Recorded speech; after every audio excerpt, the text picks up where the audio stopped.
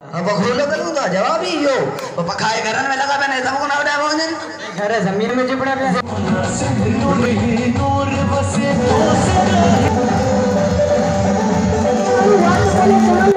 तो मच्छर पतो जो जे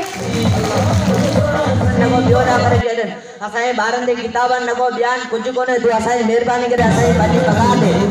जी बिल्कुल जे त इल्म पिरायो सिंध सवारी जो हवाले से जो सकाफत ॾियारो मल्हाया विया आहिनि इन सिलसिले में अॼु डिज़न पब्लिक हाई सेकेंडरी स्कूल दाता नगर पीर जो ॻोठ में जेको आहे सो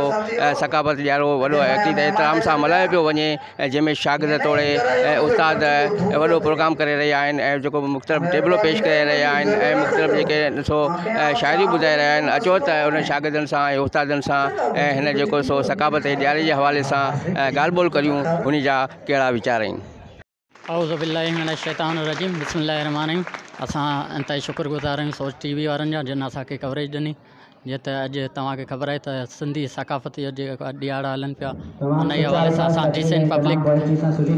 दाता नगर जे तरफ़ खां जेको आहे अॼु प्रोग्राम कयो आहे जंहिंमें तव्हां ॾिसो पिया त ॿार तमामु ख़ुशि लॻी रहिया आहिनि ऐं उन खां अलावा टीचर्स बि जेको आहे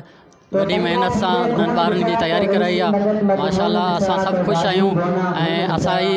शुरू खां वठी मल्हाईंदा पिया अचूं ऐं आईंदा बि असांजे लाइ असांजी इहा ई कोशिशि हूंदी त असां जेको आहे हिन ॾींहं खे जेको आहे त वॾी धाम धूम सां ऐं ख़ुशियुनि सां मल्हायूं।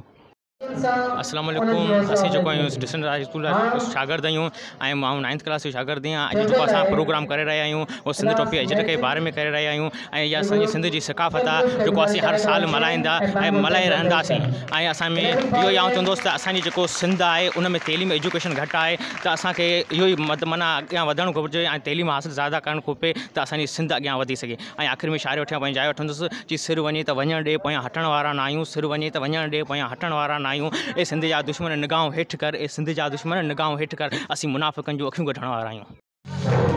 साईं सदाई करिए मथे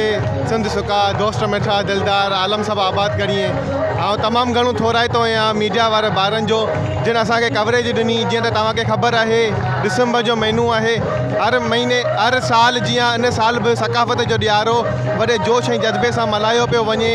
ॿार मुख़्तलिफ़ टेबलोज़ स्पीचूं वग़ैरह पेश कनि था हर को माण्हू ख़ुशियुनि में पियो झूमे ऐं असां ॿियो आउं ईअं चवंदुसि त असांजो तालीम जो निज़ाम तमामु